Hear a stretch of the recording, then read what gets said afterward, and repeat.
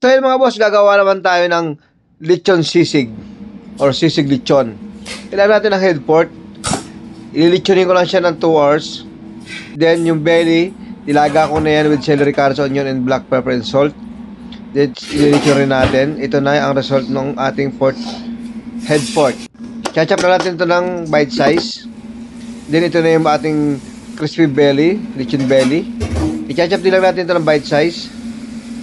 Sa mabilisan lang kasi kulang tayo sa oras. Ayan. Ang original nito, kailangan mas masarap nito kung meron tayong chicken liver. Kaya lang wala tayong available. Niluluto ko nga pala itong ginger at saka yung onions. Kaunting minuto lang para lumabas yung aroma ng onion. Pero yung iba dito na niluluto Rekto na minimix na lang. Pero ako, pinapalabas ko yung katas ng sibuyas. Yan, maganda tayong black pepper. Kung napapansin nyo, naglagay ako ng cubes para mas malasa. Ilalagay na natin dito yung pork belly. Lechon belly. Then after nito, mga ilang segundo or minuto lang, pwede natin ilagay yung ating head pork lechon. Yan. Ilalagay natin dito, pagsama-samahin lang natin lahat ng ingredients dito. I-mix lang natin. Naglalagay pala ako ng mayonnaise dito para hindi siya medyo dry.